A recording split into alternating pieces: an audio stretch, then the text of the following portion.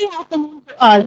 On behalf of Dean SPGS, PNU Pandatur, we extend a warm welcome to respected Dr. John Joel, Dr. Ravi Kesavan, most respected today's lead speaker, Dr. Sindhu Subramanian, guest speaker, Dr. Ramesh Kumar Ramakrishnan, Dr. Kavita, an aspiring scientist from various places of TNAU, staff members, and young minds.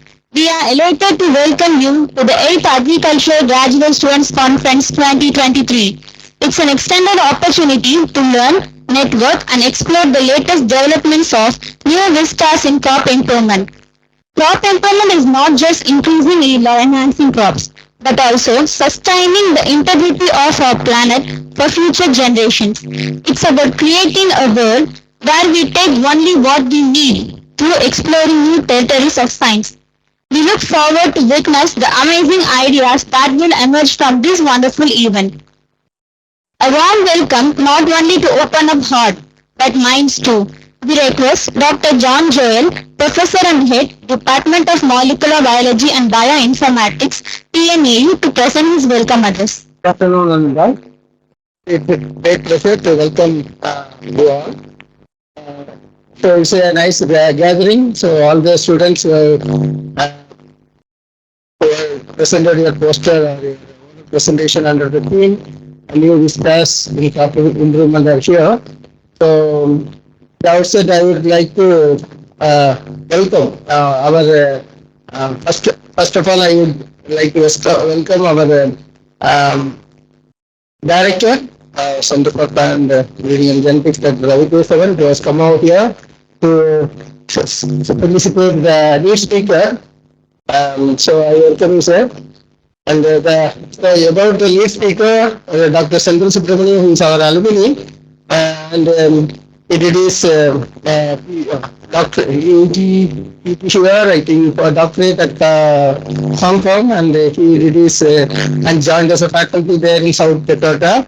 And he is here under the IDP program and training our students. He is really motivational. So I welcome you, sir, for this August gathering and to be speaker and also as an evaluator for the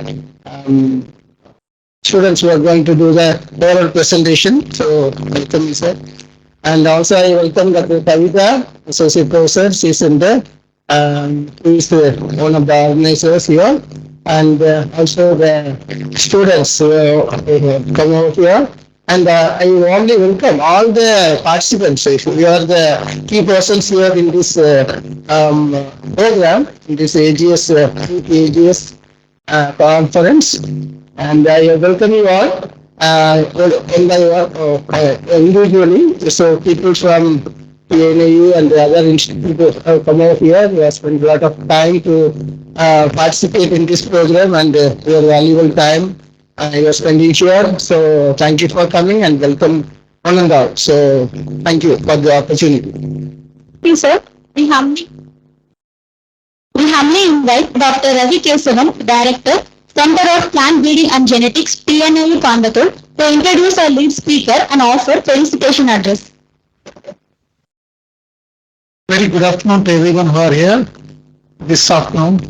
Probably everyone is tired after having your lunch, right?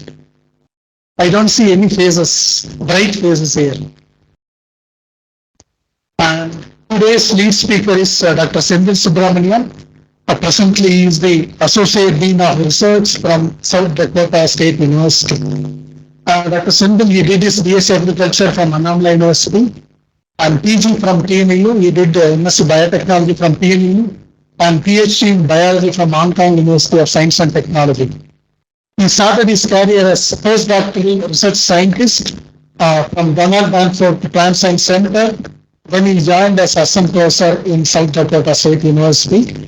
And he moved to associate professor, and presently he is the Associate Dean of Research at SDSU. He is a member of American Society of Plant Biologists. He also holds the position of Secretary, Vice Chair, and sectional meeting organizer for the society. He is also a member of American Association of Advancement of Science and member of chapter of Gamma Sigma Delta Honor Society of Agriculture. He held the post of president during 2019 and the president during 2018. His lab is mostly working on identification of key plant hormones which are responsible and regulates the nodules in case of weeding. And he has got a group of bioinformaticians, soil scientists, agronomists, and microbiologists. And the goal of their lab is to determine and optimize the epiotic microbiomes of the croplands. Few of the honors which he received includes F.A. Butler Award of Excellence in Research from South Dakota State University during 2022, Department Award of Excellence in Research. He is a Fulbright Scholar. He is in roster from 2019 to 2024, and he is also awarded Gamma Sigma Delta Research Award. And he is also awarded the Carey Award from NSF, that is National Science Foundation of USA. And he has published more than 55 peer-reviewed papers, and he has active research grants amounting to $28.7 million US. And he has guided more than 20 PhD, postdoc as well as master's students, and he is serving as advisory committee member for more than 32 graduate students. And he is having membership in multiple advisory committees of the university. On behalf of PNU staff and students, we welcome you, sir, to this 8th Agriculture Students Conference. And definitely your talk on crop improvement, legume crop improvement on symbiotic efficiency will throw light to our young minds, and they will also do their research on the pandemic. So we welcome you on behalf of all our students here, and now the floor is yours. Thank you, sir. We are delighted to welcome our distinguished lead speaker, Dr. Sendil Subramanian, a professor who has expanded his expertise in departments of agronomy, horticulture, plant sciences, biology, and microbiology. His journey towards glory doesn't end with this. He is the Associate Dean for Research, South Dakota State University, USA, whose knowledge would add a tremendous value to this conference.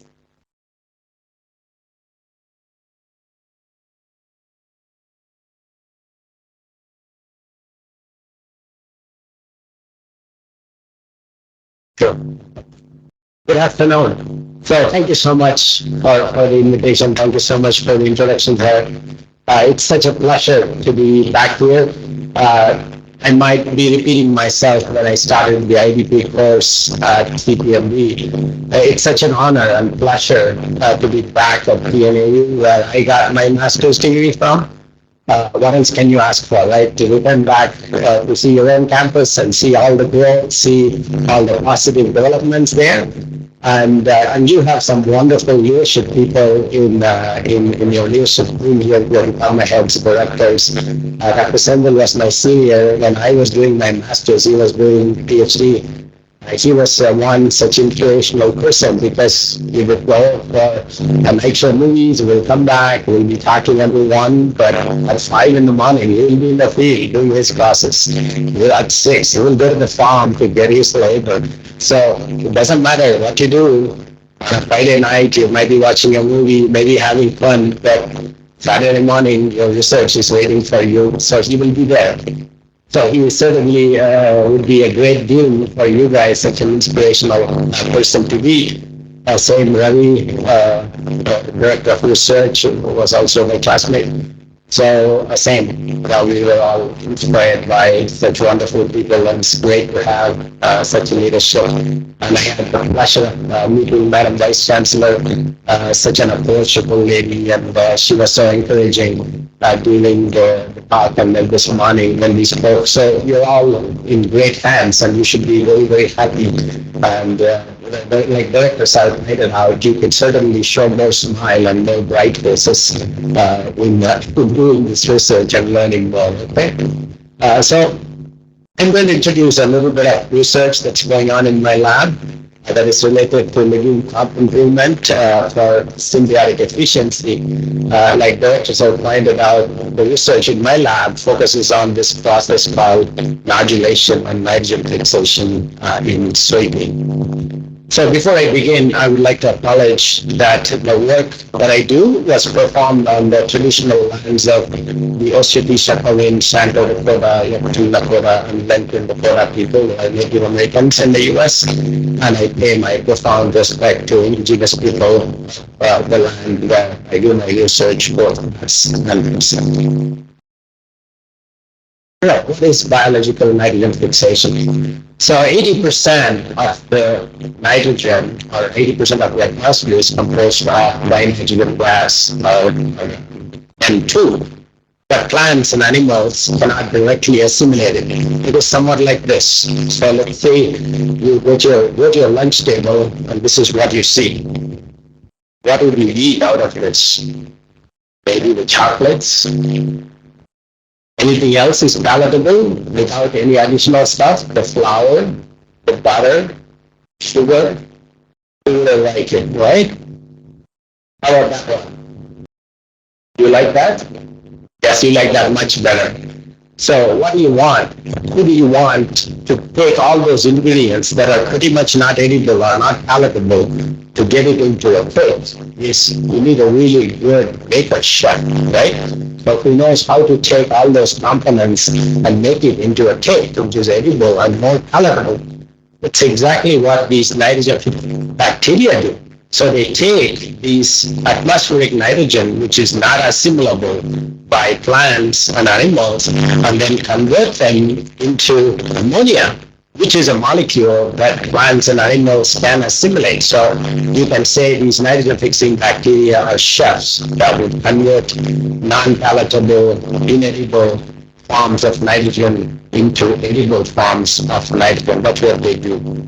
So, okay, bacteria are the ones that are fixing the nitrogen. They are the ones that are making nitrogen available.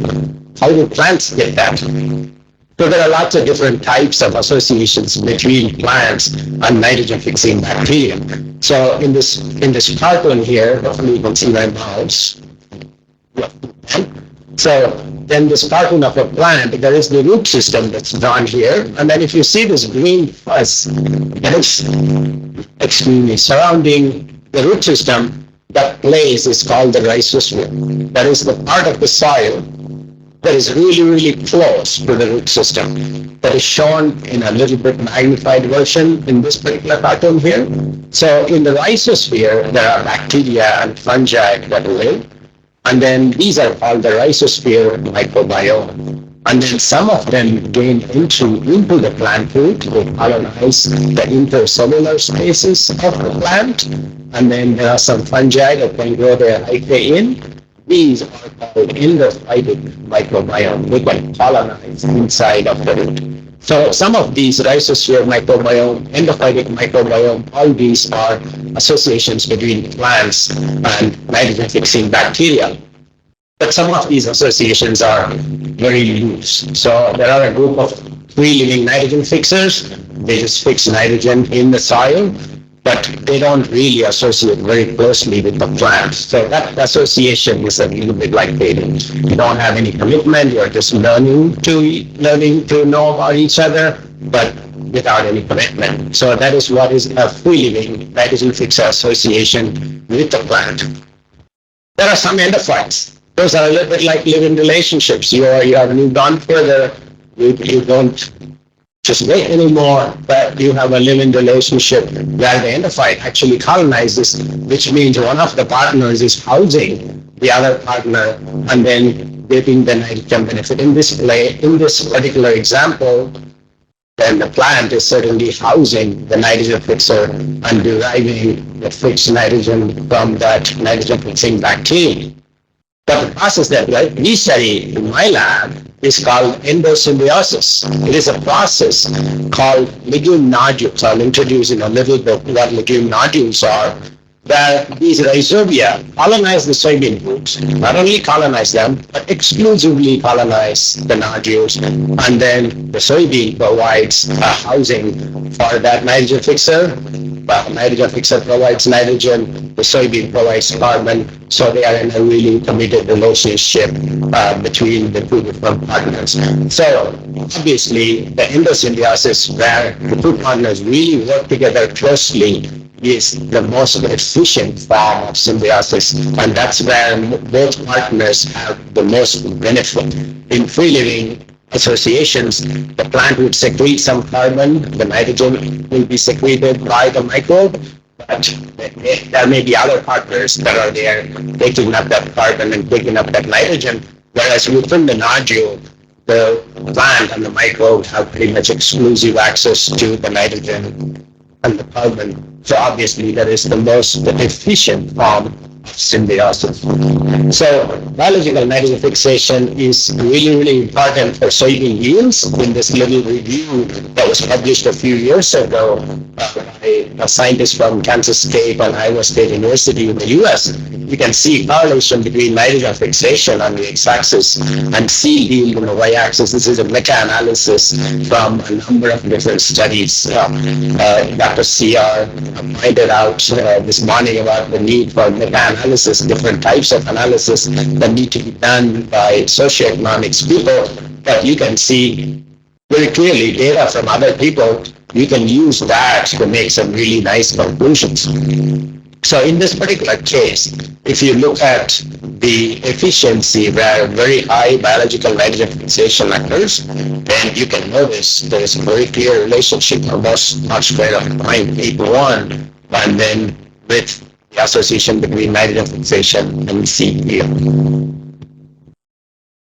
But if you plot the plant nitrogen uptake and nitrogen fixation, then if you expect a one-to-one, meaning if 100% of the plant's nitrogen demands are coming from nitrogen fixation, then the curve should be along this one-to-one, right? But you don't see any of those curves going under that one-to-one, which means in nearly every single data set that they analyze, soybeans are falling short when it comes to biological nitrogen fixation in their nitrogen demand. What does that mean? That means if a high-yielding soybean needs so much more nitrogen, they might deplete the soil of nitrogen rather than adding nitrogen to the soil, even though it is a biological nitrogen fixation. So legumes are supposed to add nitrogen to the soil, but in this particular case, the plant nitrogen uptake and the nitrogen fixation are not beating with each other, and the nitrogen fixation is actually falling short of the plant's nitrogen uptake. So this is a bottleneck, right? So what are those bottlenecks that we can resolve? So the contribution of biological nitrogen fixation needs to be increased to address that gap that existed in the previous graph. And then our works on two different bottlenecks. One of those bottlenecks is that nitrogen fixing capacity of nodules declines during grain filling stage when more nitrogen uptake occurs in soybean. And then the other bottleneck is nodules occupied by poor nitrogen fixing soil bacteria that compete with high efficiency natural rhizobia overall reduce the nitrogen fixation capacity of the plant. So what would be two potential solutions to this problem?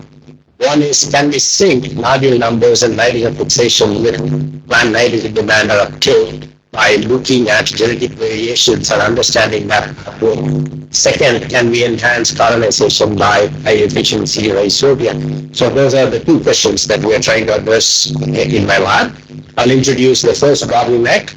So these are the different developmental stages of soybean, and then these are the vegetative developmental stages, B stages, and then R stages are the reproductive development stages. The peak nitrogen fixation occurs at about here between R3. But of course, beans continue to need nitrogen, and so they keep on drawing nitrogen from the soil as they grow.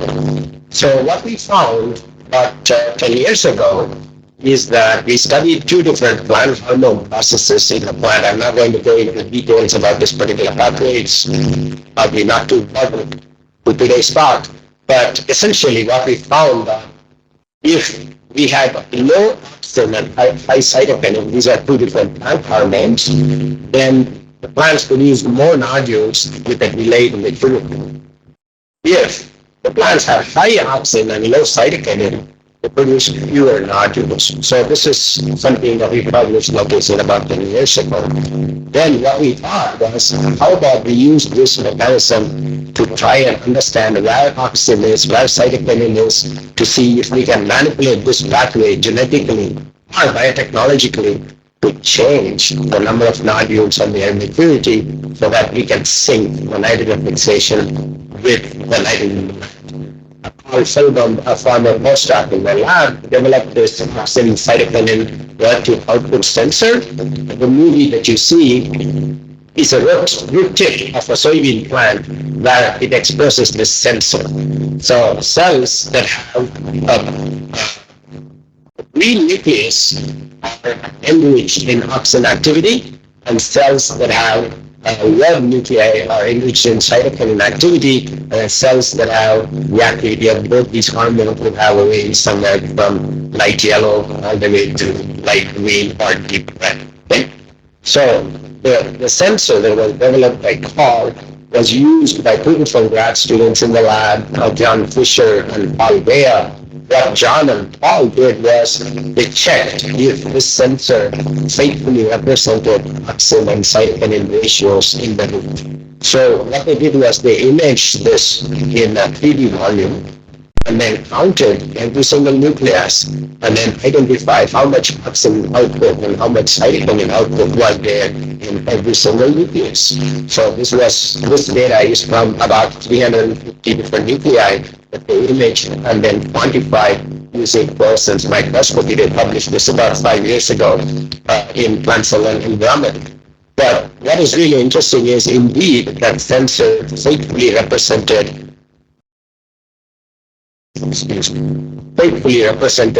auxin and cytokinin output. As you can see here, the ratios when we calculated very accurately reflected what is expected in the different root segments.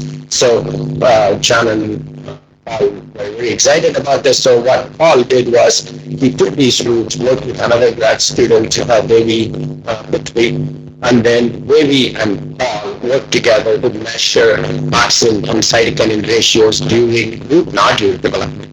So they took a soybean plant, they had these markers expressing in those soybean plants, inoculated that with the rhizobium bacteria that fixes nitrogen, and as nodules are developing, they imaged every single stage and calculated auxin and cytokinin ratios along the development of the pathway.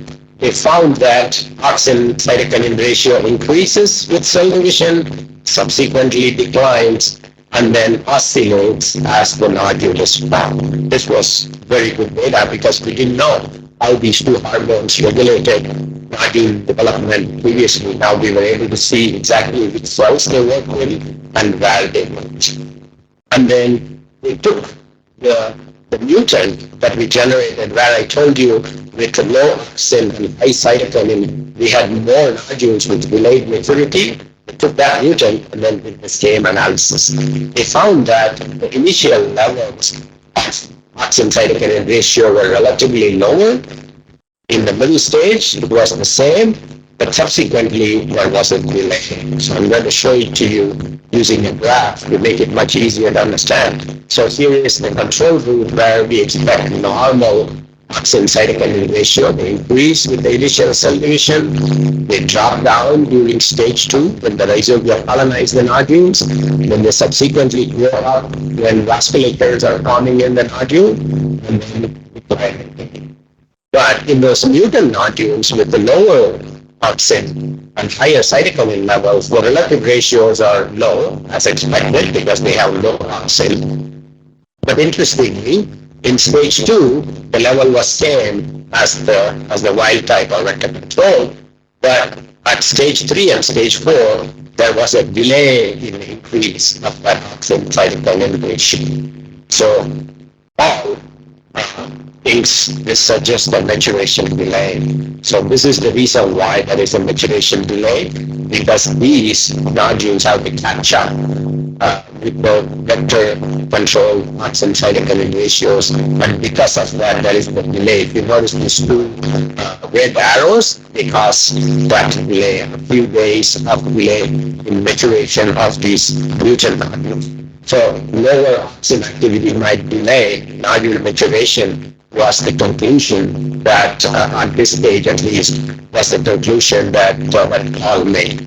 So if we can reduce auxin levels, if we can reduce auxin sensitivity, we can increase nodule numbers, we can delay nodule maturity, then that would solve that problem. That would solve the bottleneck one, right? Because that would better align peak nitrogen fixation and brain filling timelines. So we were quite excited about this. This is what we thought. We thought if the peak nitrogen fixation in nodules was right now at R3 to R4, now if we can increase the number of nodules and delay their maturity, then those nodules are going to have a delay in their maturity, which means we can also push the peak nitrogen fixation beyond that R3 state. So, of course, rather than do this with biotechnology, we first thought, and we do this with chemical interventions. So Mujahid was a visiting scholar from Egypt. What he did was he took an auxin biosynthesis inhibitor as well as a auxin synthesis inhibitor. I'm only showing the data from the auxin synthesis auxin signaling inhibitor here. And then he treated soybean plants with this inhibitor. And then he counted emerging nodules, which are shown with this light gray bar, and mature nodules, which are shown with this dark or black bars. Then this is untreated controls. At 21 days after rhizodium inoculation, the treated plants had nearly 1.5 times more mature nodules. And then 20 micromolar treatment also had very similar results. So indeed, by using a completely different method by which we reduce auxin signaling, unlike the mutant that we had, we showed that we were able to increase the number of nodules. Which I went ahead and measured the amount of nitrogen fixation in these nodules using a method called acetylene reduction assay. The nitrogenase enzyme can also reduce acetylene, similar to reduction of nitrogen. So he was able to measure acetylene reduction and then show that these 20 micromolar inhibitor-treated nodules have higher nitrogen fixation capacity compared to the untreated nodules as well. So chemical inhibition of auxin biosynthesis or signaling, like I said, I'm only showing the data from the signaling inhibitor here, but we observed very similar observations with the auxin biosynthesis inhibitor as well. Then nitrogen fixation activity also increased.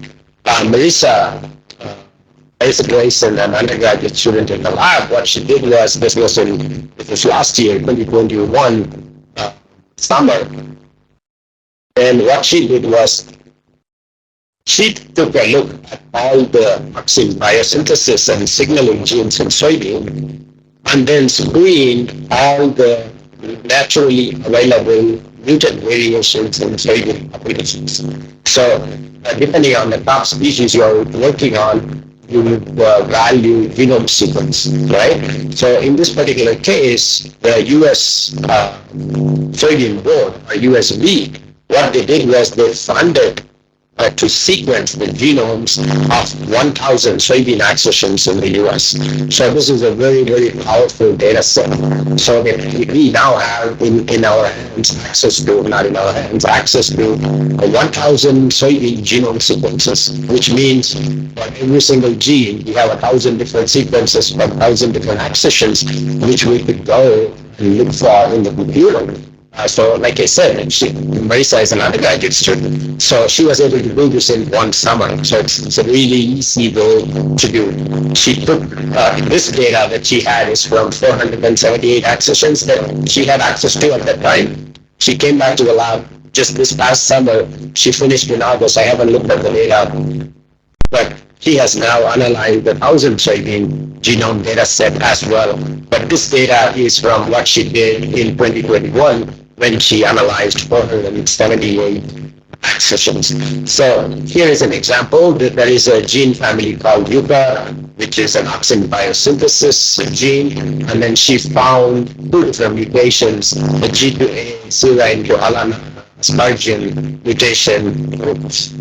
and then G2C glycine mutation in the person, a glycine to alanine mutation, and then the computer program also tells which accession those mutations are. Then all you need to do is you need to order those seeds from the soybean accession collection and then check them if they have that mutation, and then what is the effect on oxygen biosynthesis and what is the effect on methylation and nitrogen fixation. Then you can imagine those would be wonderful resources for germplasm improvement, right? So you could directly give it to breeders or use in the breeding program when that particular mutant version could be incorporated to increase the number of nodules, delay their maturity, and therefore improve the symbiotic efficiency of that nodule. So that's what the progress that we have made on bottleneck 1. About bottleneck 2, we are very actively pursuing that, which is nodules getting occupied by poor nitrogen-fixing soil bacteria. Then the solution there is we need to find a way to enhance pollination by high-efficiency rhizobium. So what is this particular bottleneck? So normally soybean, when they are sown, they have a seed treatment with rhizobia on the surface of the seeds. So this green fuzz that you see on this cartoon of the seed, that is coated with rhizobia. When the seedling germinates, then these rhizobia have access to the root and then they inoculate. The plant is very happy. But what happens is there are lots of soil bacteria, there are lots of other rhizobia that are not as efficient in nitrogen fixation, but they are very competitive because they are used to that soil environment where the seeds are sown. They are local versions of the bacteria and rhizobia. They may not be very efficient in nitrogen fixation, but they are very efficient in colonizing the root, which means they are competing with this high efficiency inoculum for root colonization. And that's going to drag down the efficiency of nitrogen fixation. So what can we do to improve pollination by our desirable strain and then reduce competition from those that are in the soil? So there are many different approaches for that. I'm going to tell you just only one of the stories. We are pursuing 3 different directions. One is an agronomic practice. The other one is a seed treatment level practice. The third one is genetic improvement. Of course, since the theme of this conference is genetic improvement, I'm going to show you the story about the genetic improvement. Kevin Pope, a former postdoc in the lab who is now leading microbiology research at Bayer in the US. What Kevin did was he took 2 different rhizobia, one USDA 110, which is a really good vitamin fixer, and then USDA 126, which is a poor fixer. I might have some slides where I just say 110 and 126, so keep in mind if I say 110, that is a good fixer, that's a good nitrogen. 126, that's a poor fixer. So we want pollination by which strain? Which strain would you want pollination by? 110, right? Very good. That's so we want pollination by 110. We don't want pollination by 126. So Kevin did a competition assay using a system called split root. So he took the root system, he split the root system into part 1 and part 2, and did different treatments. One, he had both parts uninoculated, that is his base control, that's called no inoculation control. And then he had no competitor controls, where on one side he had 126 or 110, on the other side had nothing inoculated, so that's no competitor. And then he also had same competitor controls, which means you put the same strain on both sides, which means, so these 3 are his just controls, these are not his experiments. I will not talk too much in detail about these. You will see the data, but those are our controls. They work as expected. But our primary treatments were these 3, where USDA 110 and 126 at the same time, this third one here, where both strains are inoculated at the same time in the 2 different parts, which means the plant has a choice to choose between the 2. And then 110, 126 later, which means 110 was inoculated first, and then 126 was inoculated 1 week later, which means you give 110 a free ride without any competitor, but 1 week later you introduce a competitor. Then we did the opposite, where we inoculated 126 first, so 126 gets free ride, and then 110 is inoculated 1 week away. As you can already notice from how sick the plants on the left-hand side look like, so the control plants, control 126 plants, and the 126 plants look pretty low, very rapid symptoms, because we don't give them any nitrogen other than the ones that they get from the rhizobia, because we want to force them to colonize. Now with the 126 and 110 later, also you see those plants a little bit chlorotic, but the 110, 126 later, and then all the ones will have some 110 really nice and green with amounts of nitrogen there. So what happens to nodule development?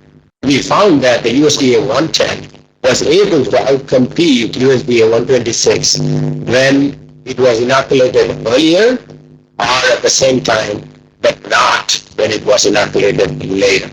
So in this particular case, with 110 and 126 inoculated at the same time, so the first box plot is number of nodules per root on the 110 side clearly higher than the 126 side.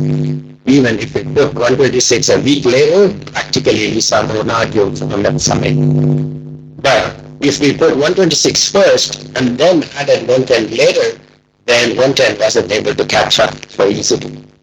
110 still had very few nodules that it produced. And then obviously shoot biomass was higher when USDA 110 colonized roots were simultaneously earlier. So clearly 110 was able to provide that benefit, whereas 126 was not able to provide that benefit. And then we also occupied the nodule sites to see what was the benefit to the rhizobium, right? If the plant is giving rhizobium any benefit, yes, the plant is doing that. If you look at 110 and 126 at the same time, the nodule sizes are somewhat the same. The plant is still probably distinguishable between them. But if we inoculated 110 first, of course, 110 got everything. But when we inoculated 110 later, the plant is allowing those nodules to grow really, really large, which means the plant is now recognizing that USDA 110 is providing the nitrogen, so it is giving it a lot more carbon, so those nodules can grow much larger compared to the USDA 1.6 nodule. So there is a system in place, there is genetics in place, where the plant is able to recognize and reward the high nitrogen fixer. We just need to identify the pathways involved and then try to incorporate them during crop improvement.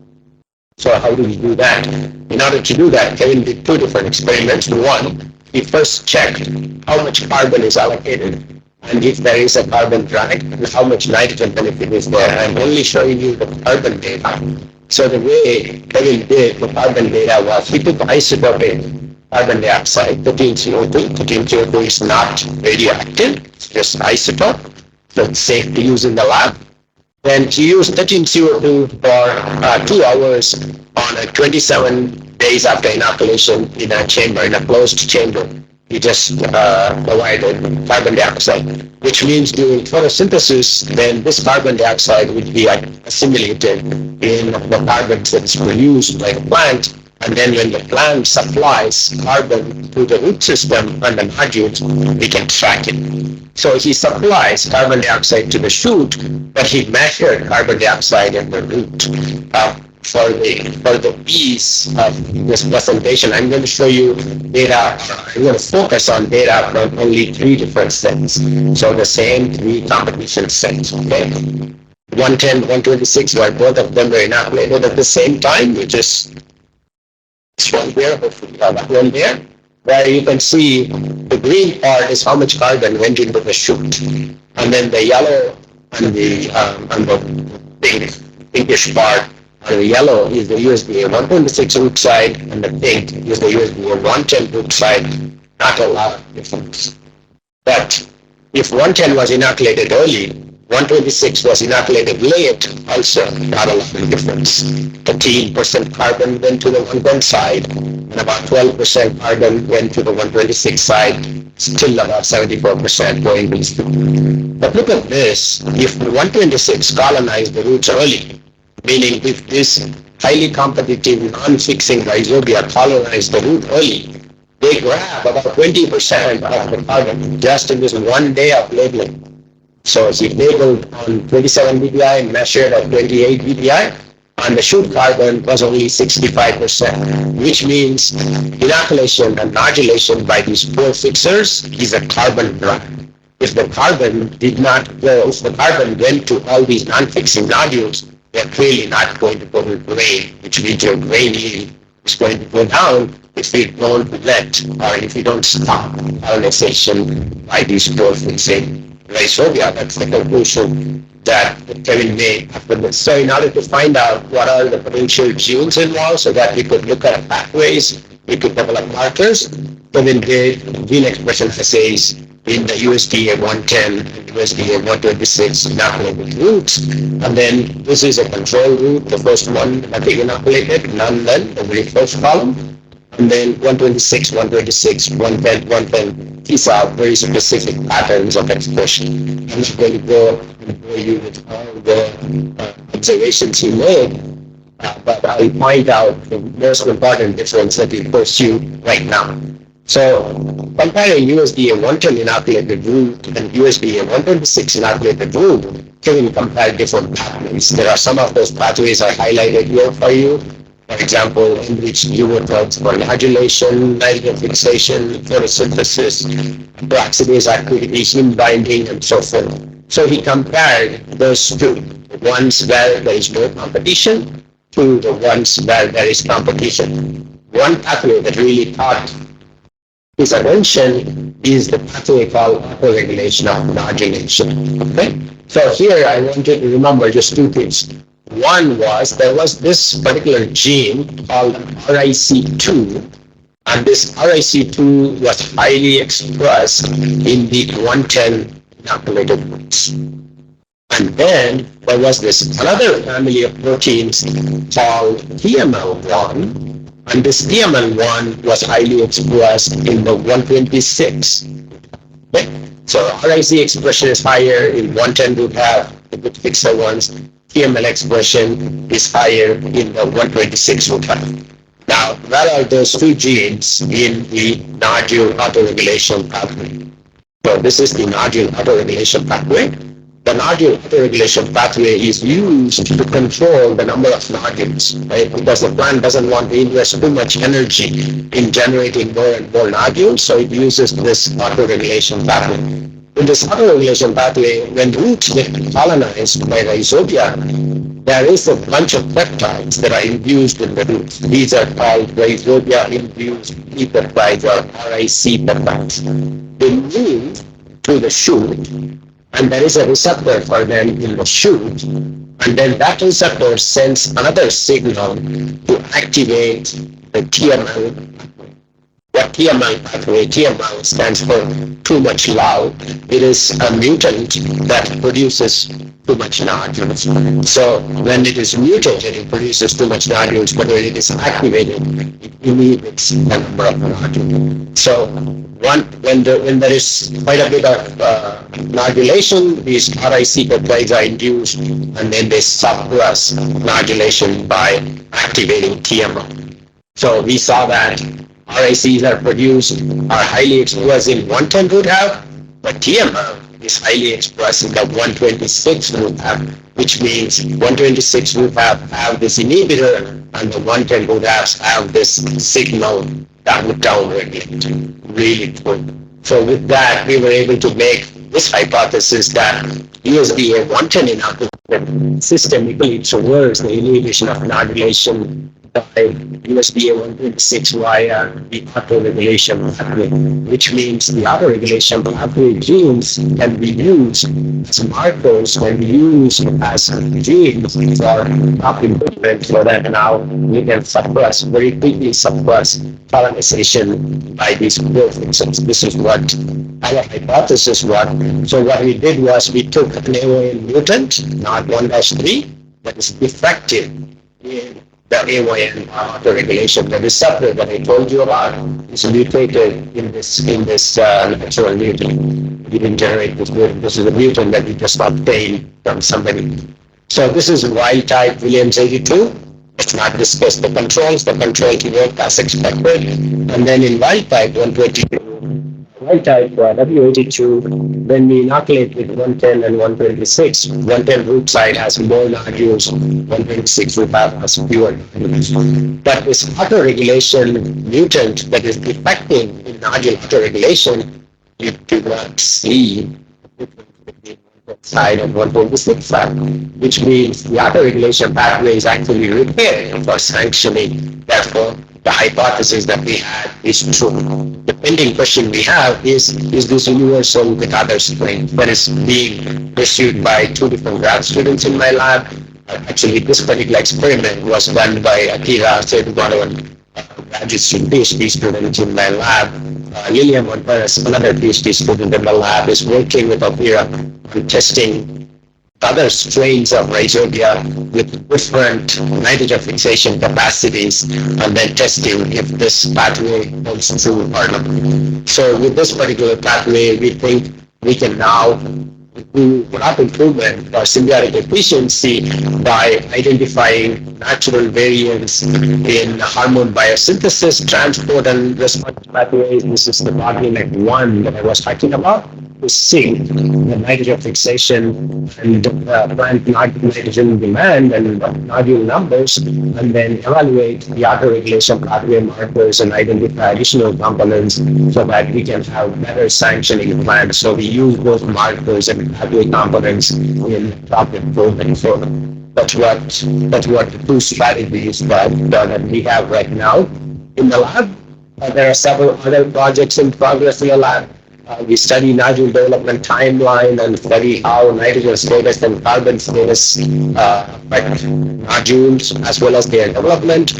We study the role of plant hormones, continue to study it.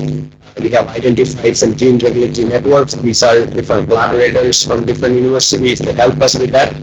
On the other side, this two, the competition among rhizobia, we are studying them at a different level. I told you I'm talking only about the crop improvement aspect. So we are working with other researchers on what is the competition in the soil, that's what we are using for the seed treatments. What are the things on the root surface, that's what we are using for some of the management practices inside the nodule, and occupying the nodule is what we are doing with the genetic improvement project, including the plant sanctioning and nitrogen supply mechanisms. With that, these are people in the lab. This is a slightly outdated picture. Paul has graduated now. Kevin has moved on to Bayer. But several other students. This is Atira, and this is Lily. This is Jesus Loya. He works on tele-intolerant rhizobia. I didn't talk about that project. This is the current lab view. Marisa just left, finishing her summer work. These are farmer members in the lab. Research in the lab is funded primarily from the National Science Foundation and the U.S. Department of Agriculture, as well as some seed funding from South Dakota soybean production council. With that, thank you very much. That is the Twitter handle of my lab. I will show any questions you have. I'll be happy to answer questions if you have any. I'm not going to kill you. I'm not going to fight you. If I don't know, I say I don't know the answer. Audience, if you have any queries, please post them.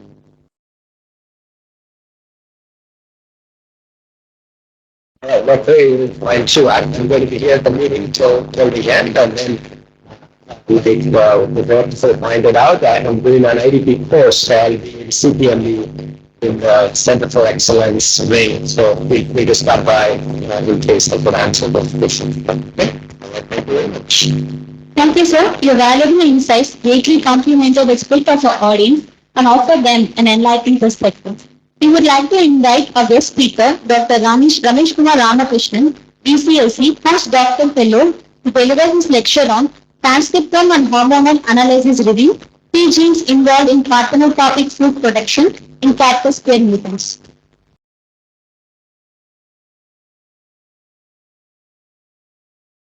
Yeah, good evening to all of you gathered here.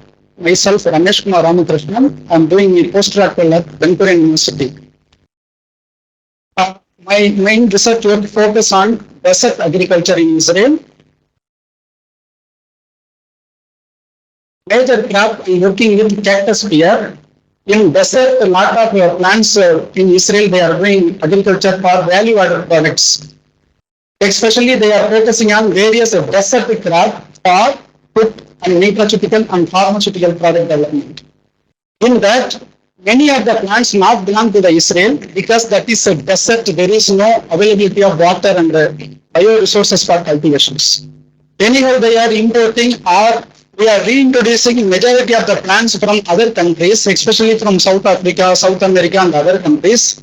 All the crops are specially tolerable to the drought. Among those crops, cactus pear or prickly pear is one of the highly important plant reintroduced from the Argentina.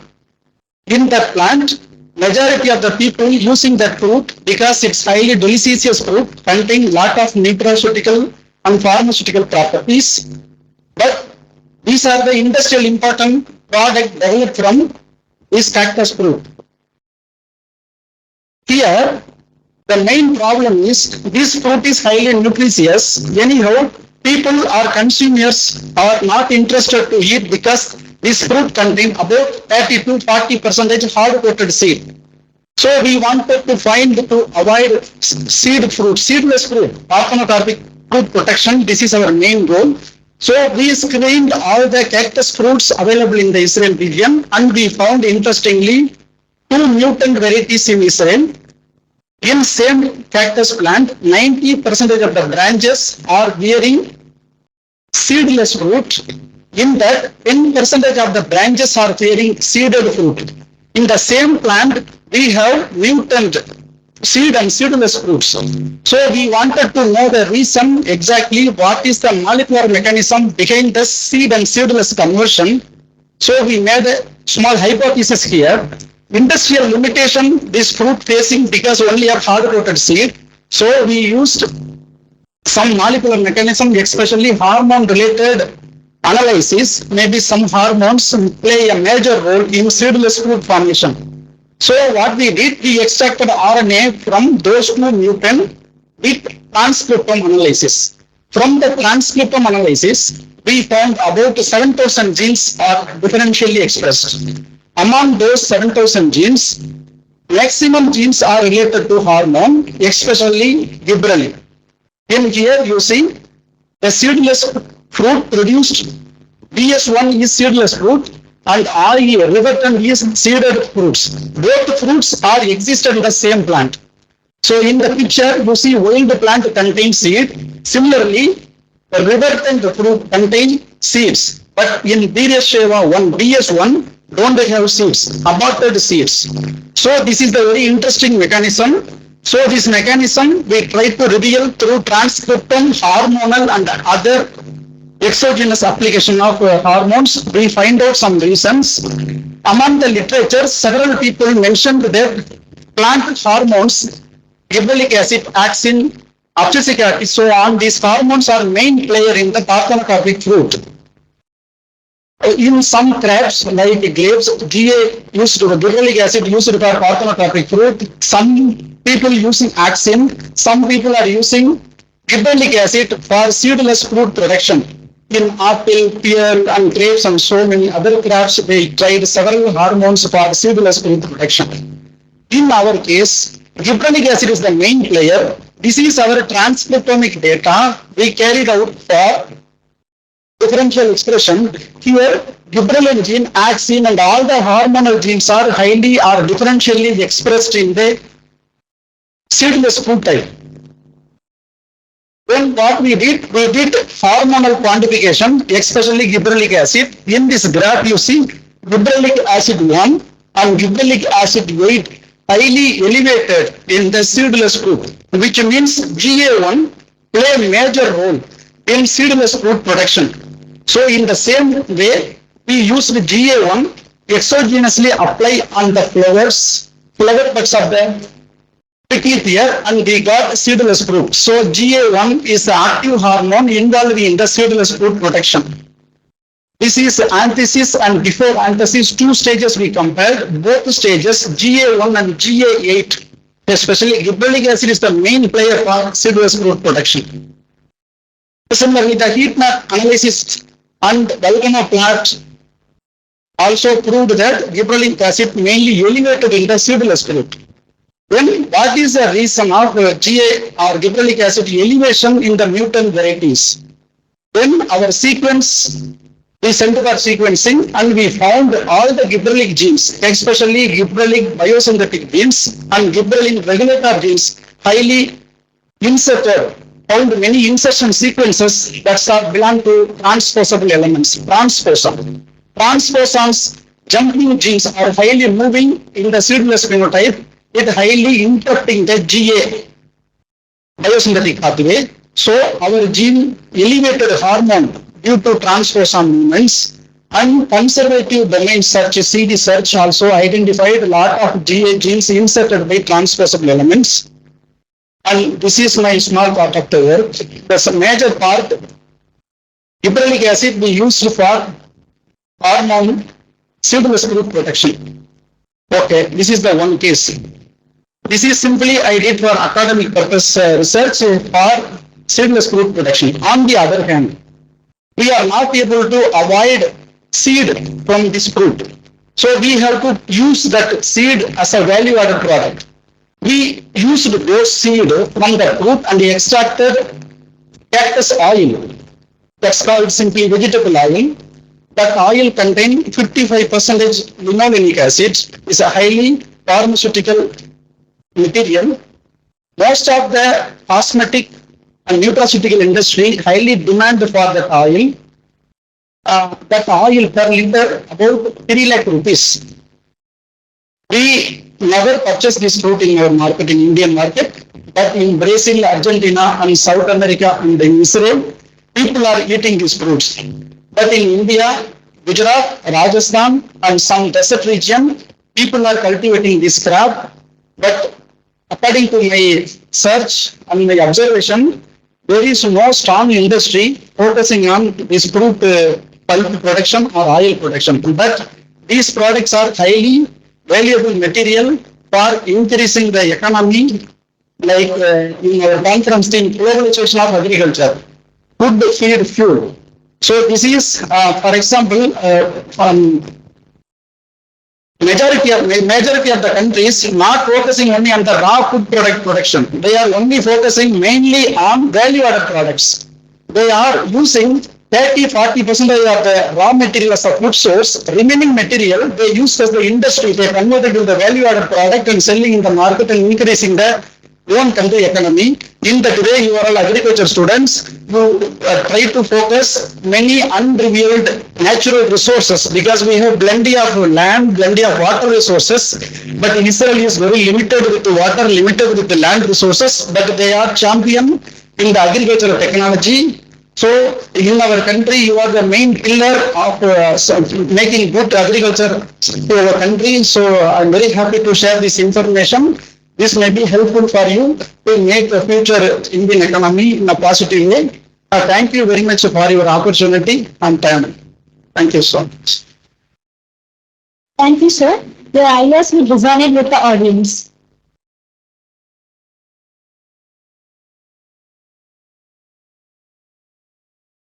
Audiences are welcome to raise questions. We are honoring our big speakers and guest speakers. Request Dr. Ravi Kesavan, Director CPBG, to honor our big speaker Dr. Sendil Subramanian with a token of gratitude. Dr. John Joel, Professor and Head of the Department of Molecular Biology and Bioinformatics, to honor our guest speaker with a gift. Dr. Ramesh Kumar Ramakrishnan. We request Dr. John Joel to honor Dr. Ravi Kesavan, Director of CPBG. We invite Dr. Kavita to honor Dr. John Joel. Let's embark on a journey of learning, sharing, and growing. We request your kind attention for the forthcoming oral presentation. According to the rules, each participant will be given 7 minutes for presentation and 3 minutes for discussion, a total of 9 minutes. Participants please kindly adhere to the schedule. Sorry, 2 minutes for discussion, 7 minutes for presentation and 2 minutes for discussion. Again, repeat the rules. Each participant will be given 7 minutes for presentation and 2 minutes for discussion. Participants kindly adhere to the schedule. Now I call upon the first presenter, PIOP 001 K. Srimati. Judges, please note the ID is PIOP 001. Greetings to the respected dignitaries and one and all present here. Today I am going to present on combining ability and heterosis studies of TGMS lines for developing potential two-line rice versus Sativa hybrids. So, TGMS an introduction. Thermosensitive genic male storage system are controlled by recessive genes, and TGMS lines are complete pollen sterility at 30 to 30 degrees Celsius in the day, which can be used for hybridization, and it reverts to its fertility at 24 to 27 degrees Celsius, which can be used for seed production. Combining ability analysis is one of the powerful tools for identification of desirable parents and designing crosses for heterosis exploitations. The materials and methods I have used here are the three TGMS lines, namely TNU 39S, TNU 45S, and TNU 95S, and the 15 testers, ADT 37, ADT 42, ADT 46, ADT 48, and two cultures from curriculum, Anjali and WP 22 to JGL 384, JGL 1798, Kavya and PY2, PY5, TPS5, Uma, evaluated for combining ability and heterosis using LNTP design for developing potential two-line hybrids. The checks I have used here are cohorts 3 and cohort 4. The resultant 45 hybrids with their parents and checks were studied for gene action, gender combining ability, specific combining ability, and their heterosis. So this is the ANOVA in which the crosses are highly significant, and here SCA variance is higher than the GCA variance. So the SPA variance was higher than the GCA variance shows preponderance of non-additive gene action was expressed in all economic traits like age to 50% flowering, plant height, panicle length, number of productive tillers, number of field grains, 1000 grain weight, and single plant yield, which can be used for heterosis breeding. So this is the proportional contribution of line into tester towards the heterosis for different rates. Here, tester contribution is almost higher than the other. And coming to the GCA effects, the lines TNU 39S, 45S, and 95S, and the tester WP22 JGL 384, JGL 1798, Kavya, ADT 42, ADT 37 are considered as good gender combiners. And selection of hybrids for the heterosis breeding is based on mean per se effect standard heterosis, which can be effective for the selection. So among the three criteria, these are the hybrids shows highly significance, and among the three criteria, the 12 hybrids like TNU 39S into JGL 384, TNU 39S into JGL 1798, TNU 39S into Kavya, TNU 39S into WP22, TNU 45S into ADT 37, TNU 45S into ADT 42, TNU 45S into JGL 1798, TNU 95S into ADT 37, TNU 95S into ADT 48, TNU 95S into JGL 384, TNU 95S into JGL 1798, TNU 95S into WP22 were identified as the potential hybrids, and these can be utilized for the commercial exploitation of two-line rice hybrid developments. And utilization of hybrids, thus hybrids thus attain to be utilized in two ways: forwarding it to the further generation and selecting superior individuals as in line with recombination breeding, and then again we can directly using the F1 to exploit the hybrid vigor. The utilization of hybrids in any way will depend upon the genetic constitution of parents as well as the hybrids. The future threats for the TGMS lines are developing TGMS lines with better outcrossing percentage, good grain quality with better agronomic traits can be exploited, applications of marker-assisted breeding for introduction of biotic and abiotic stress tolerance into the TGMS lines, and then molecular characterization of TGMS lines and identification of their mechanism involved in regulations of genes through omics technologies can be done. And these are the reference. And thank you for this golden opportunity. The session is open for discussion now.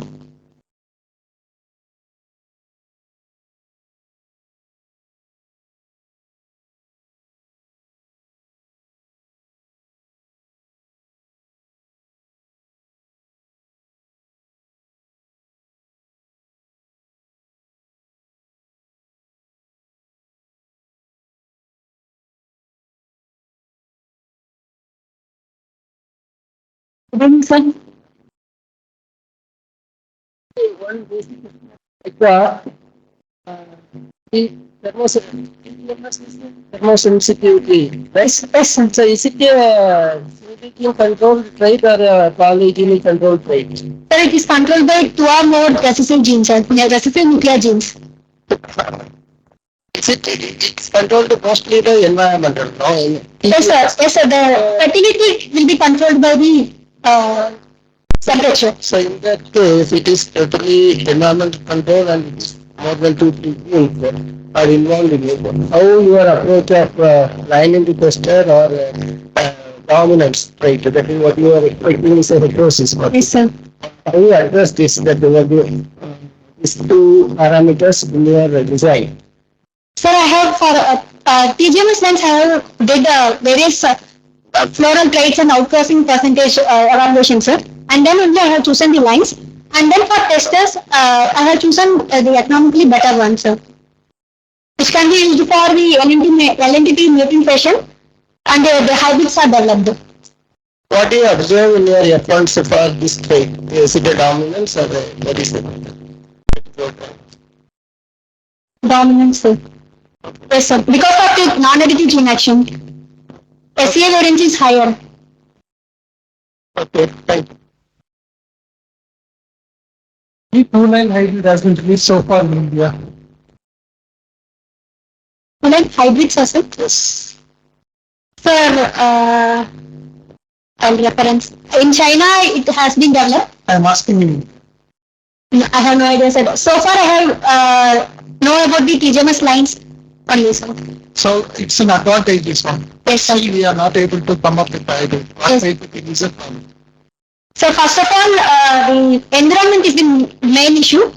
We can't develop that, multiply that seed in every area. It should be particularly done in cold climate areas like, for example, for in our Tamil Nadu, it is done in Godlu. So it has some certain constraints, sir.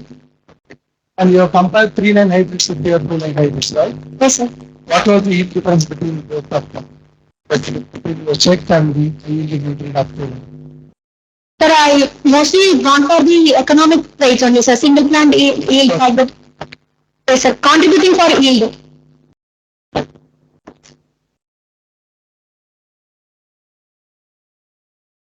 Thank you. Thank you for your patience. Thank you. Thank you. Thank you, participant. We welcome our next presenter, CIOP 002 K. Rajalakshmi. Judges, please note CIOP 002.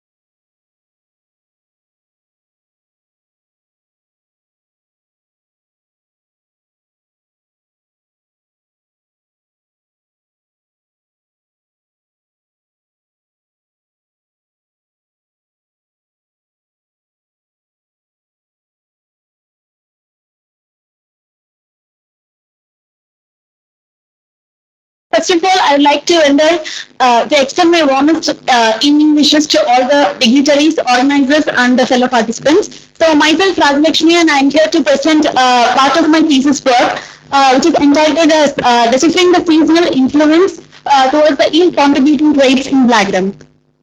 So to move into the topic, this is a population infograph which shows that the population of our world has officially reached 8 billion recently, and India has contributed a lot to it.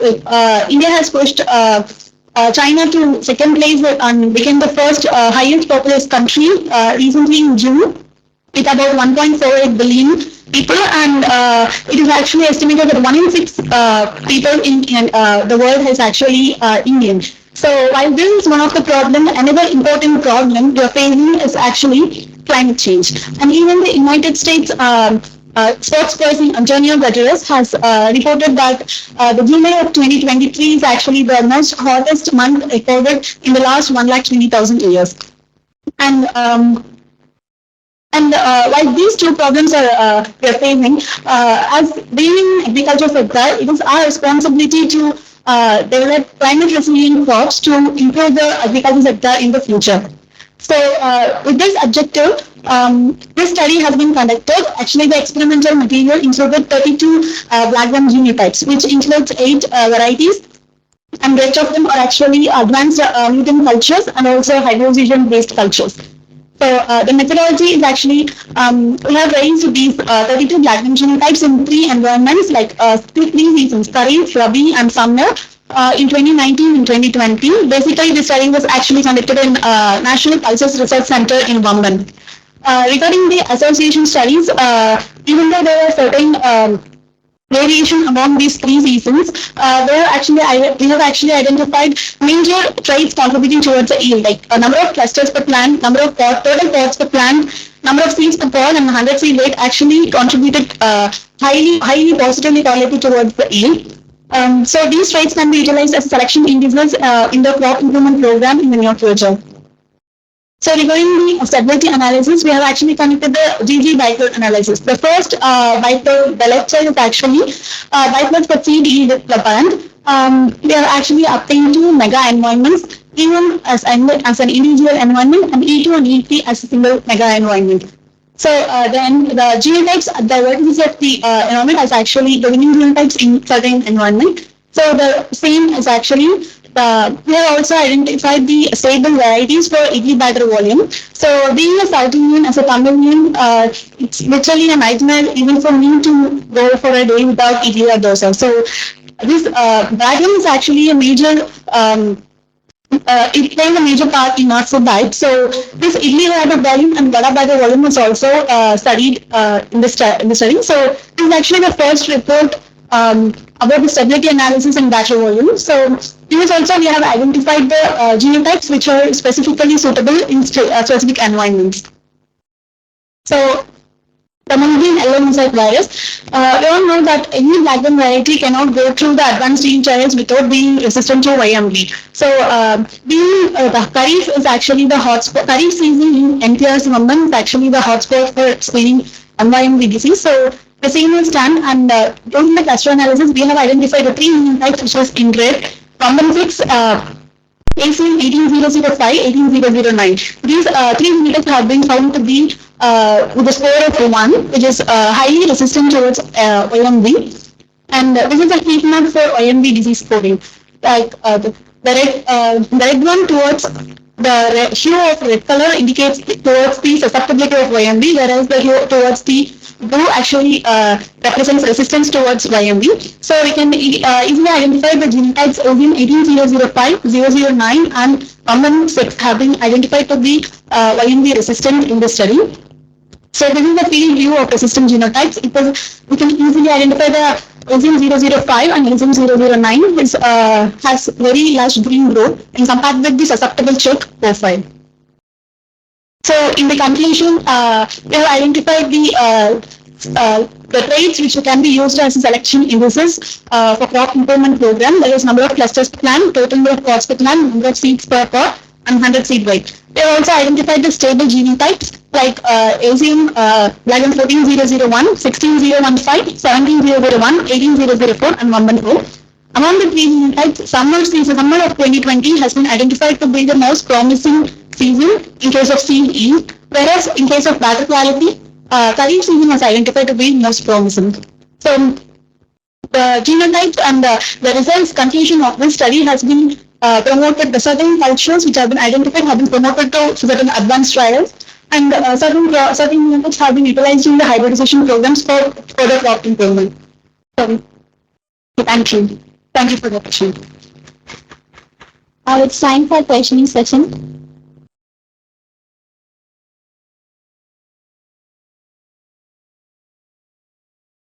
So you are talking about batter quality, right? Yes, sir. So which was the rice variety used for that? So, CR 1009.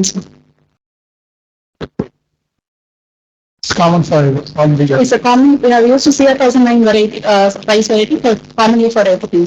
some of the black gum which were used for rice color pack. Yes, sir. How did it perform in normal times? Because you're taking tariff, right? Yes, sir. Rice fellows, it's two different things. You're taking some of the, your black Americans are rice fellow, right? Yes, sir. How they differ, black American. Considering rice fellow, they are. So we didn't include the rice fallow season, sir. We just said the studies Rabi and summer season, sir. So what was the variety was even higher by that? ADP? Sir, ADT, not ADT, sir. It's ACM, okay. ACM variety, sir.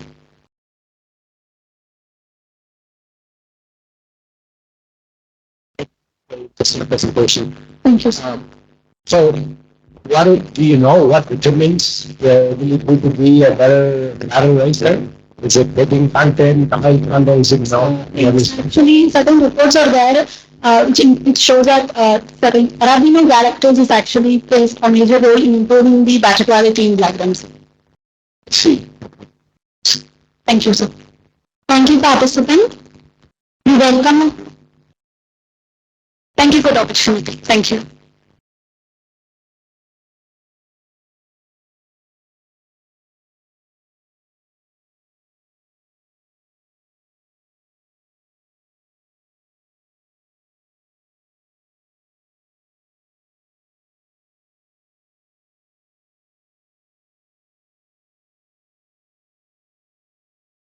Welcome our next presenter, CIOP 002, Ethan. Judges, please notice CIOP 003, Ethan.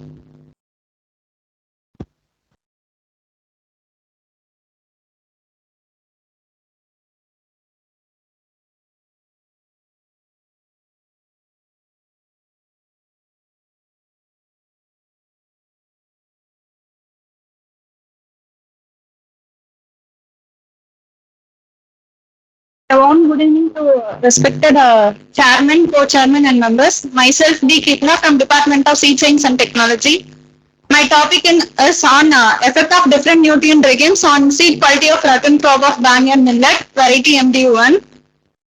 First intro about barnyard millet and platooning. Banyan millet is a short duration crop with tillering habit and it has wide adaptability against different environment and has resistance, increased resistance compared to other millets. Ratini has the way to enhance yield with high water use efficiency and reduced growth duration and less labor compared to the main crop. The basal and lower epigeias presence in the main crop stubbles tend to grow due to the presence of soluble carbohydrate. With the increasing water scarcity, the interest in rattoning has increased for efficient use of resources. With this background, the study on prospects of rattoning ability of barnyard millet for improved seed quality was undertaken with the objective of to study the influence of basal and foliar application of micro and macronutrients.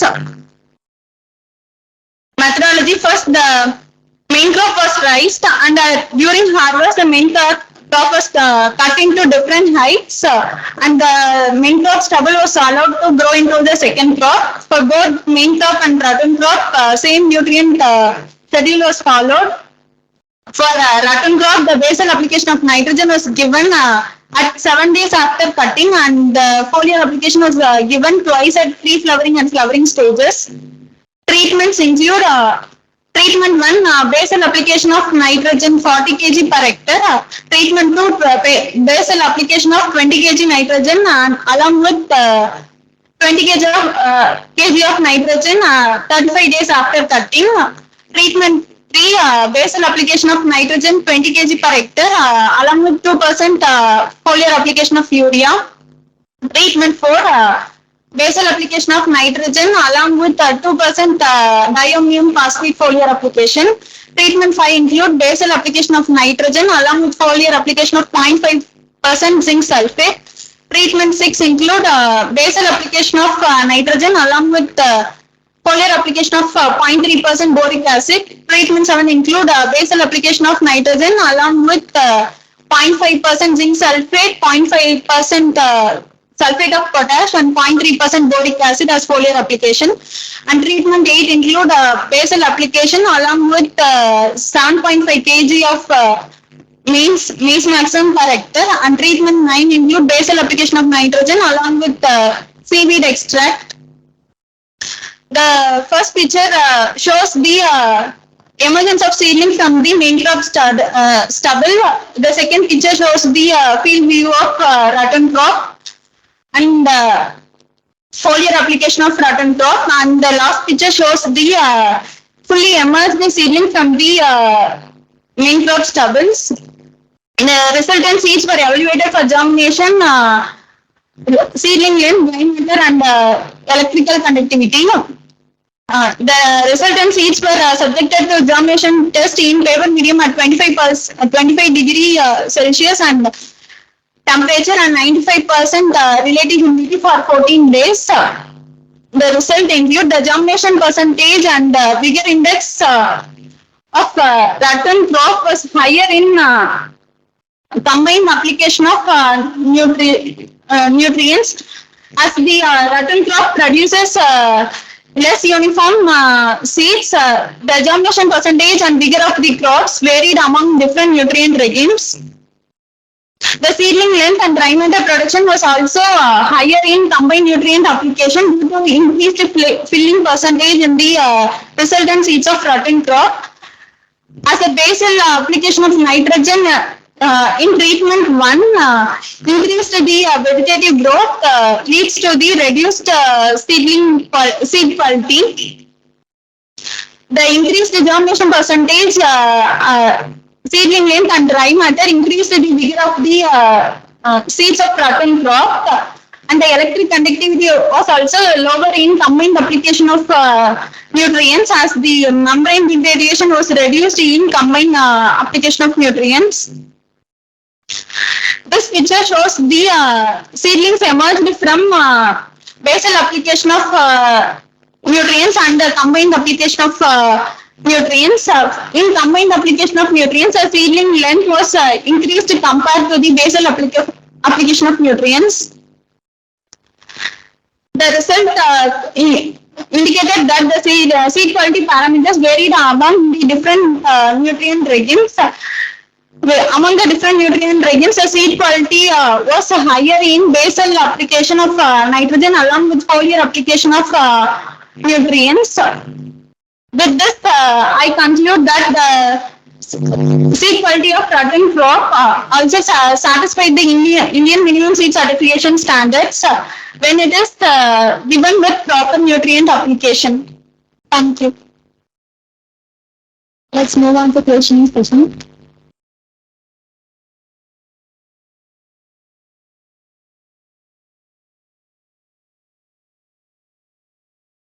Any difference between the normal crop and the rotten crop duration wise? So duration was reduced in rotten crop. Sir, 35% was duration was reduced, sir. 30% means you need to see 25 days. Yes, sir. So much reduction. Yes, sir. But still it is able to maintain the seed quality. Seed quality is maintained similar to main crop, For sir. rotten crop also you use the same fertilizer dose. Yes, sir. Can you check the nutrient quality of the seeds between normal crop and rotten crop? Some quality. No, sir. That's rich in iron. So definitely rotten crop and normal crop will have a difference. Yeah, I didn't check nutrient quality.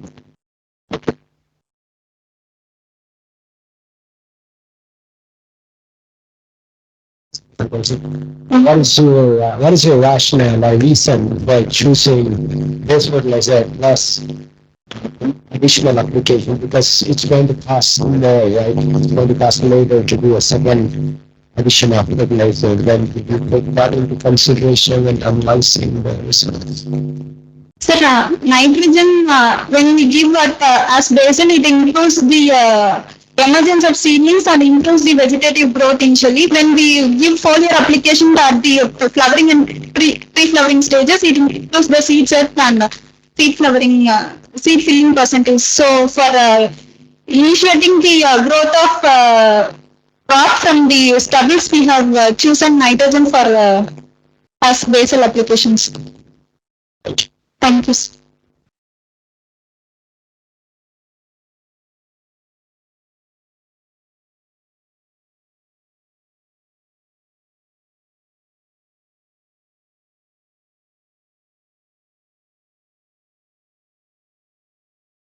Participant, please stay back. There's another question.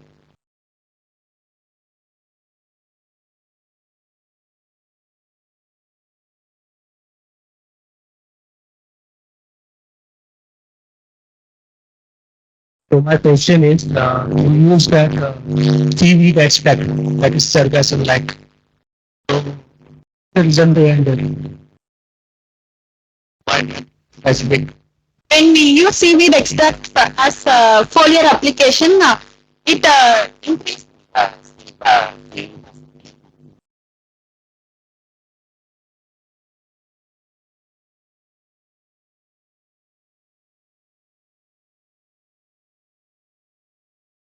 Thank you, participants. Participants are requested to stay back after their presentation for photo session, which will be at the end of the program. Now we will now we welcome our next participant, CIOP 004, PG Shobana. Judges, please note, CIOP 004, VG Shobana.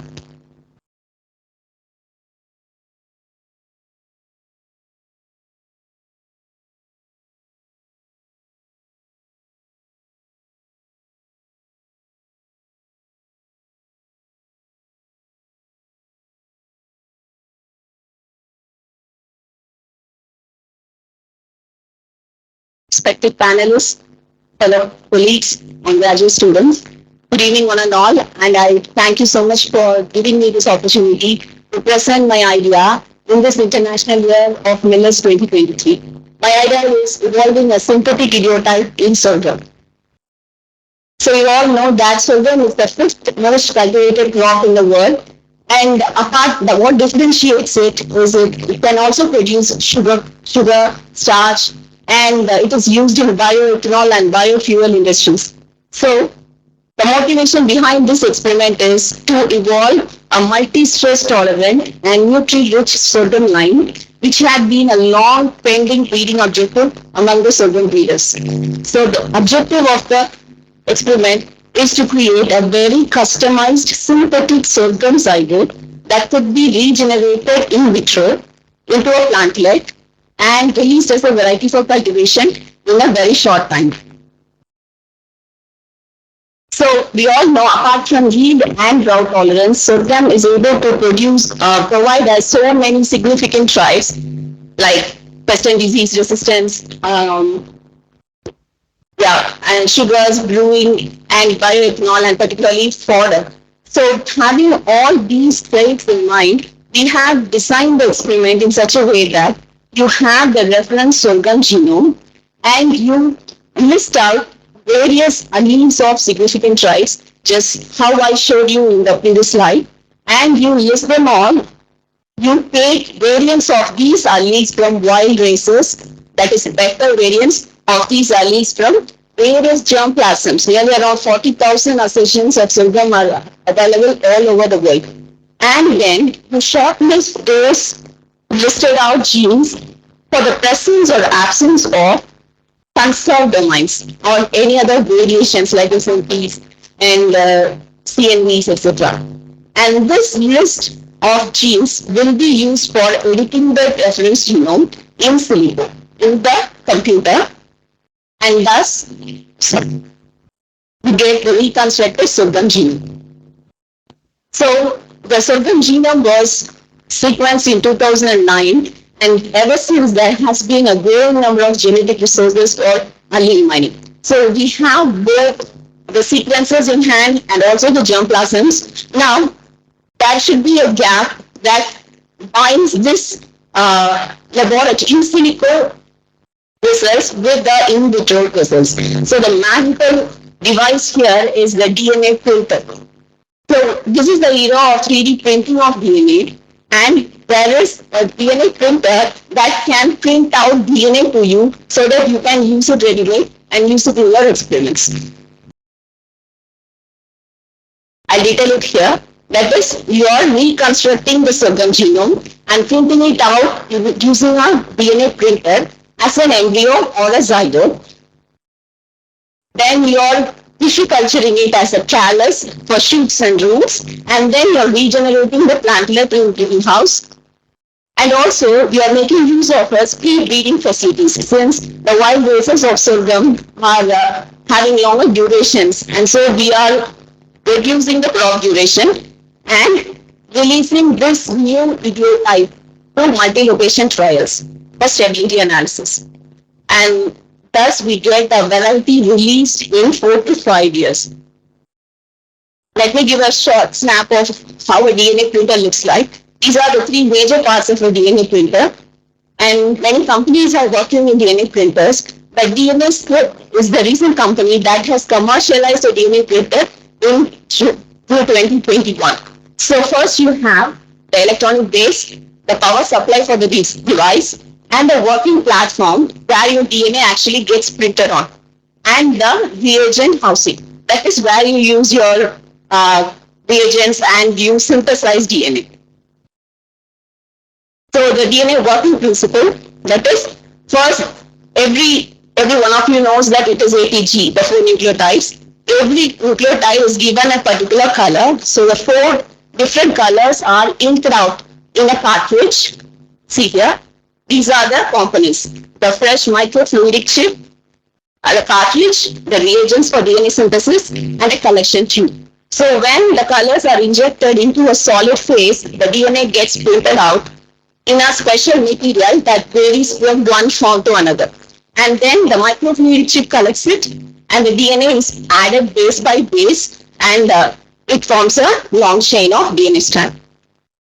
And I have referred here the working principle of kilo-baser interface. Kilo-base claims its DNA device is very easy to use. That is, a person even without technical knowledge can use it. That is, you just enter all these 4 parts into your device and you press start.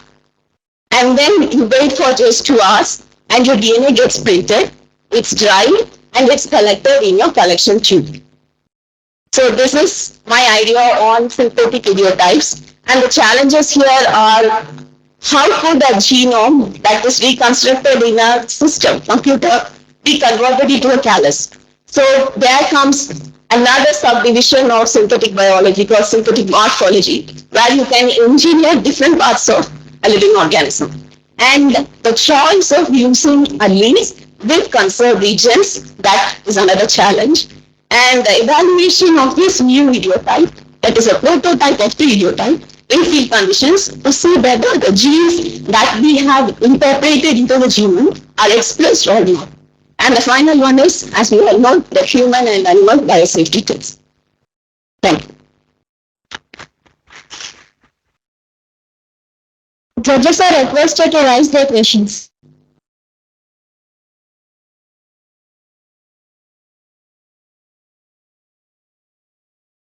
Thank you, Adrian. Thank you, sir.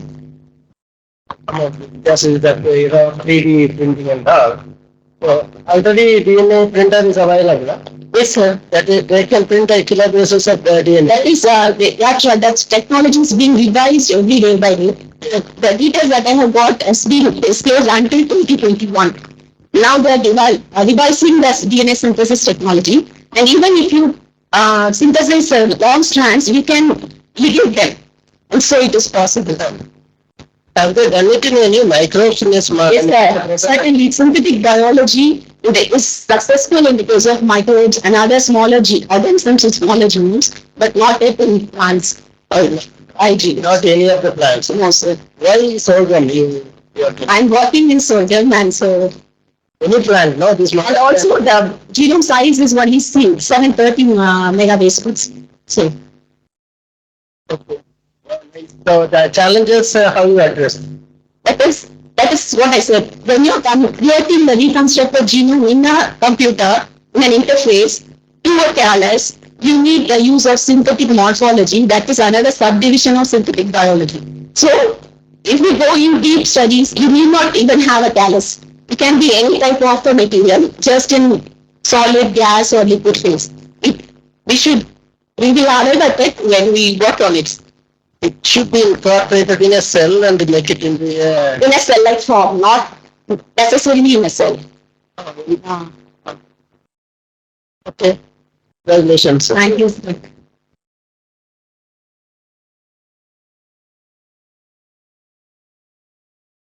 That was great. But don't you see there is even a bigger challenge before you get to the genome? Because what you have is DNA, right? Yes, sir. What makes the DNA? The histones, the way it is packed inside the genome. Yes. Yes, sir. But we have several firms working on this, and we can get custom-made kits. That is, we can make droplets out of cells, not cells necessarily, but protoplasts are droplets of these molecules, and we can engineer the way we see the process. If we are rethinking the process of evolving reconstructing the genome, we can also rethink the way we are engineering the metabolic process altogether. So but ultimately for it to be yeah, because you are talking about evaluating phenotype in the field, right? Cell culture. So which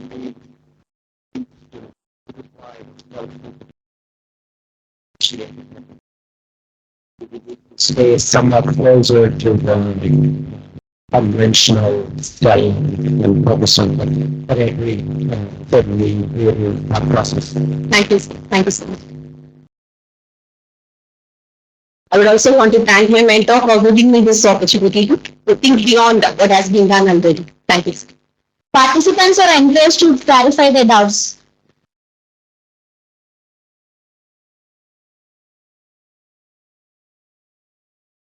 If there are no more questions, let's thank VG Shobana, and I would like to call upon our next presenter, CIOP 006, R. Dhanlakshmi.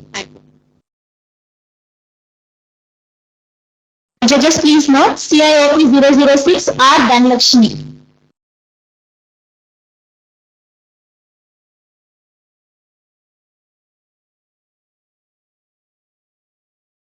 Good afternoon, everyone. First of all, I would like to thank for giving this opportunity to present my research work for TNU as well as the AGS conference, that is locating the genomic region which is responsible for oil in sunflower. So before that, why we need to locate the genomic region of oil in sunflower or any traits in any plants? The answer is very simple. Because in all living organisms, the genotype, that is the external characters, highly interconnected with its genotypes. So if you want to get any desirable changes in phenotypes, you should work with its genotypes. So this is the key motive of this research work. And coming to the research crop, sunflower. So it is an edible oil crop, and it is originated from North America, and it slowly spread to the European countries as well as the Asian countries, and the Ukraine and Russia and Argentina is the countries contributing more sunflower productions, and it has wider adaptability with the various climate and soil conditions, especially it's resistant to drought condition, and it is a total insensitive crop, so it can be cultivated throughout the season, and also it's a day neutral crop. So there is no limitations for day life for its flowering. And with these advantages, it's also more advantageous due to its oil quality because it contains unsaturated fatty acids like linoleic acid that is 64% and oleic acid 25 to 30%. So it makes anti-cholesterol property highly useful for heart disease patients. So generally, sunflower oil is considered as highly healthy. For any oil considered as healthy means the oil contains more unsaturated fatty acids, and this oil should be a stable one. For example, olive oil and fish oil. But the oils are highly expensive. So the factories are making to convert the saturated fatty acids into unsaturated fatty acids by hydrogenation process that makes some trans fatty acids. the causes and risk for cardiovascular diseases. So the natural alternate option is sunflower oil. It contains more vitamin C. This is the antioxidant property, and oil useful for eyes. And so there is a reason to developing high yielding sunflower is due to this high quality oil. So how to select the best oil yielding sunflower plants with high reliability? So the common phrase is there in English, that is, don't judge the book by its cover. So like that, we select the plants based on the molecular basis is highly reliable, and it is possible only after coming the DNA marker technology. Using this technology, we can construct linkage map with the principles of recombinant frequencies. So using there are some methodology followed for locating the genomic region of any trait of interest. So first we need the parents having contrasting phenotypes. Then only we get segregating populations in further successive generations. So if any changes is identified means, then only we can find the root cause of the particular changes. So the contrasting phenotype is highly desirable for getting a mapping populations. Generally, a will, nil, and F2 population is used as a mapping populations, and with a good amount of population is needed for conducting the QTL analysis. So from this, we the desirable trait, that is the where the high content is focused for phenotypic data, and then genotypic data both are subjected for statistical analysis to get the QTS. So let me see the parents taking for this current study. Here the course of 15B, it's a maternal line taken as a female parent with 35 to 36% of oil content, and IR6 is male parent is a restorer line, and with 40 to 41% of oil content, causing these parents to produce F1 hybrids. Then this F1 hybrid was forwarded into F2 by selfing, and it was continuously forwarded to F3 and F4 generation with reference to a single seed design method. And during the F2 populations, the genotypic data was obtained, and the phenotypic data was collected both from F3 and F4 populations. Finally, collating this data, the QTL was identified. So, how the genotypic data was collected means DNA was isolated both from parents as well as the progenies. Here, the 94 entries were taken for the study, and 442 SSR markers are taken for the study. Initially, the parental polymorphic study was done into the DNA collected from parents, and PCR was performed with the DNA of parental lines, and get 94 polymorphic primers based on the allelic variants produced by the parents. And using this polymorphic primers, the profiling was done for all the remaining progenies, that is 94 F2 progenies. And the data was collected. The progenies producing the allele similar to female parent is considered as A allele, and the progenies producing the allele similar to male parent is considered as P, and the intermediate pattern is considered as a H. The data was taken like that, and then the same entries was taken for phenotyping data for oil content and seed yield per plant and oil yield per plant. Oil content was estimated using NIR instrument, and the seed yield was observed during the physiological maturity, and finally calculating the oil yield by multiplying the seed yield as well as the oil content.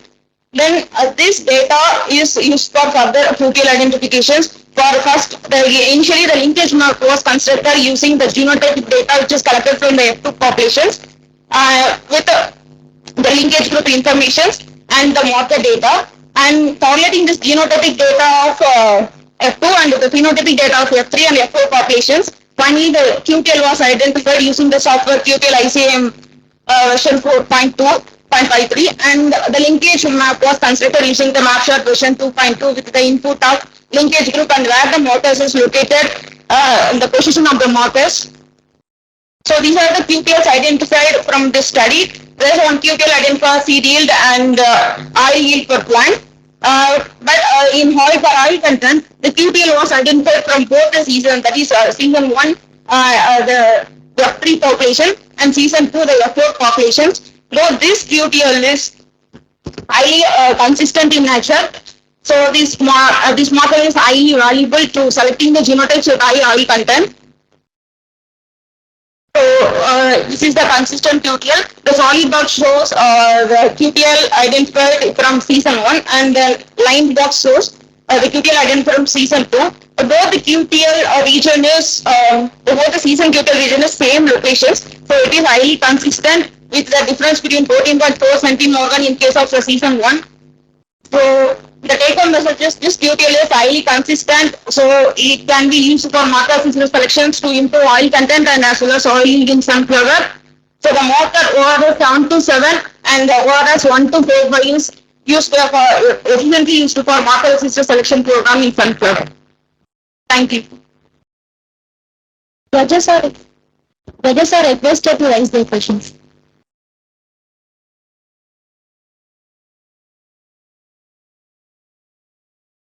Very nice presentation, and actually you explored into the sunflower genotypes to identify the critical related to Isaac. So how do you feel the difference between identifying the oil content in NMR or other analysis or marker analysis more reliable? Yes, sir. First of all, for identifying the oil content in NIR, we developed a library. Before, the oil content was estimated by using normal Soxhlet apparatus. The data was encoded in NIR with the replicated data. From that, I get the reliable data similar to Soxhlet data as well as the NIR data. Now, my question is, what is the linearity between your marker data and the NIR data? Let's now target, sir. Uh, The advantage of which is advantages and economically which is NIR is yeah. how you say the NIR, because we have to wait for the seed to mature and we have to wait. Otherwise, the marker you can do it in the seedling itself. So in that case, Right. Compared to identifying the oil content after getting the seed yield, marker data is highly useful. So this study is just identify the markers. So using these markers, we can select and validate the markers for further reliable selection of the plants for oil content. Sir. Generally, it will be useful because the QTL is consistent in nature. QTL is identified from F3 as well as F4 generation. So it gives reliable data. So for this, there is need further research to identify.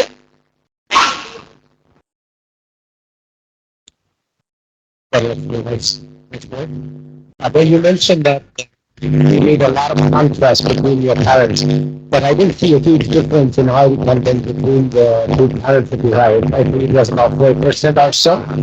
It's a bit, yeah.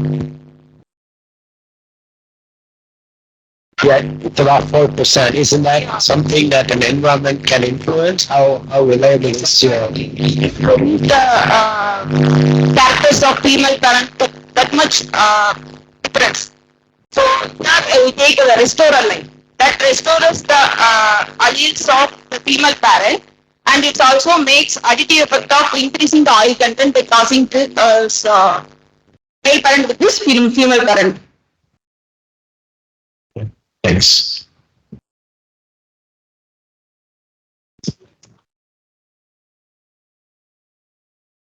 Participants can clarify the doubts now.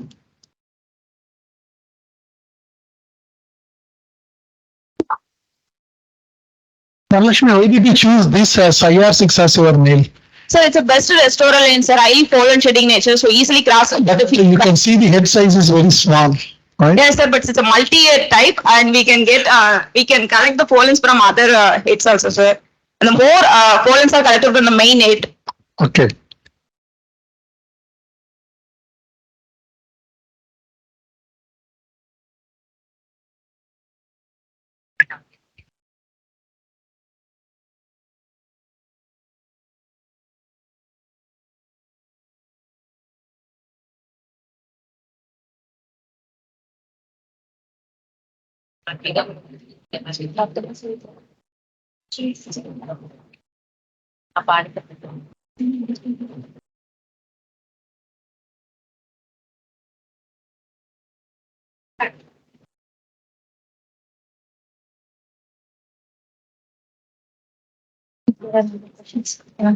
If there are no more questions, let's thank Dhanlakshmi and welcome next participant, CIOP 008 Rashmi Shah.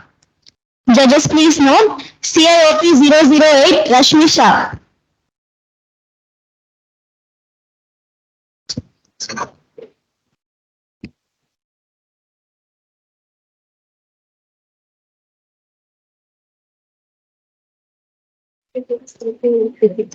Okay, this is your now. Yeah, yeah.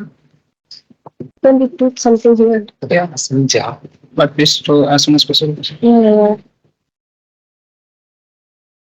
yeah. Just result.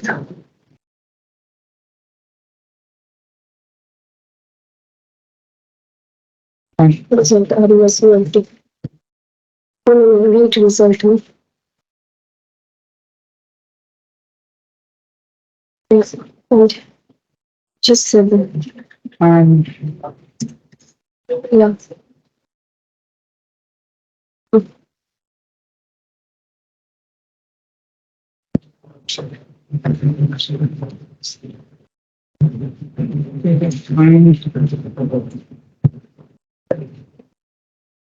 Vignesh, record happening.